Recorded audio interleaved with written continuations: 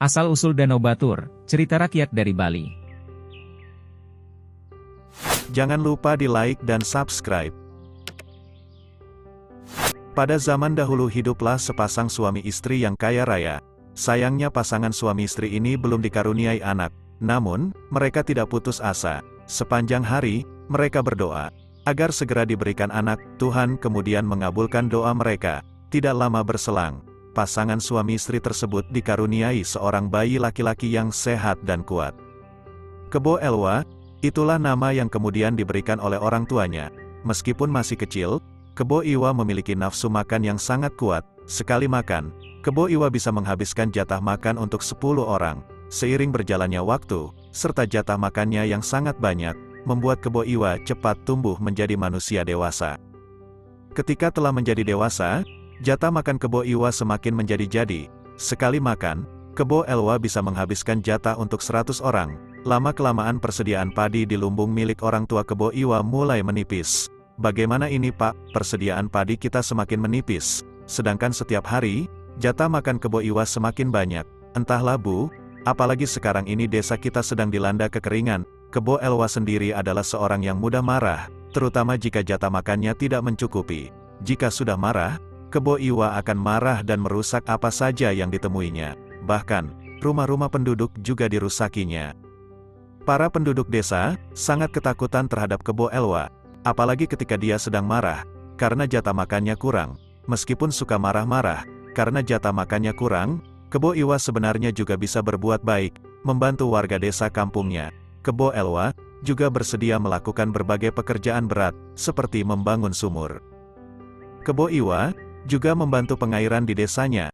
Dengan semangat, dia mengangkut batu-batu besar untuk membendung sungai. Setelah membendung sungai yang besar, Kebo Iwa pun lantas mendatangi rumah salah seorang warga desa. "Hai kamu, aku lapar sekali, makanan apa yang kamu punya?" "Aduh, maaf Kebo Iwa, tapi berasku sudah habis." Bagaimana ini? Mendengar warga desa tersebut tidak memiliki makanan, Kebo Iwa langsung marah. Hampir saja Kebo Iwa mengamuk. Tiba-tiba, dia mendengar suara sapi. Di mana sapi itu? Akhirnya, Kebo Iwa menemukan sebuah kandang di belakang rumah warga desa yang berisi 3 ekor sapi. "Sapimu gemuk-gemuk juga, kurasa cukup untuk sekedar mengganjal perutku hari ini." Warga desa yang ketakutan diam saja melihat Kebo Iwa mengambil sapinya. 3 ekor sapi itu pun tidak lama kemudian sudah berpindah ke perut Kebo Iwa.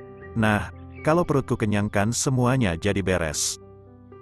Meskipun Kebo Iwa juga suka membantu para warga desa, kebiasaannya yang suka marah-marah ketika lapar pun akhirnya mendatangkan ketakutan para penduduk, sehingga suatu hari kepala desa membicarakan masalah ini dengan beberapa warganya. "Kepala desa, meskipun Kebo Iwa suka membantu, tetapi sikapnya yang suka marah ketika tidak diberi makanan, sangat membuat kami takut. Benar Kepala Desa, kita harus berbuat sesuatu." Belum lama ini, Kebo Elwa memakan 3 ekor sapi saya. Padahal, hanya sapi-sapi tersebut yang saya punya untuk membajak sawah. Aku pun sebenarnya juga khawatir dengan masalah ini. Tapi, siapa yang berani menghadapi Kebo Iwa? Beberapa hari kemudian, terlihat beberapa warga membawa makanan ke rumah kepala desa. Makanan yang terkumpul pun sangat banyak. Selain makanan, para penduduk juga mengumpulkan batu-batu kapur dalam jumlah yang sangat banyak. Kepala desa, sebenarnya untuk apa makanan yang sangat banyak ini? Dan juga, batu-batu kapur ini untuk apa? Tenanglah, aku punya rencana untuk mengatasi masalah Kebo Iwa. Nyam-nyam-nyam, waduh, aku masih lapar nih. Kebo Iwa yang masih lapar itu kemudian didatangi oleh kepala desa dan beberapa warga. "Hei, kenapa kalian datang ke sini?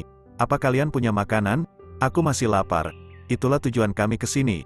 Kami punya banyak makanan, dan akan memberikan semuanya, asalkan kamu bersedia membantu kami." "Ah, yang benar, asal ada makanan, aku siap membantu kalian. Memangnya apa yang bisa aku bantu? Selama ini sudah banyak rumah yang kamu rusak. Kami harap kamu bisa membangunnya kembali. Itu karena kalian tidak mau memberiku makan yang cukup." "Tenanglah Kebo Iwa, kami akan memberimu makanan yang cukup banyak, asalkan engkau membangun kembali rumah-rumah yang rusak tersebut."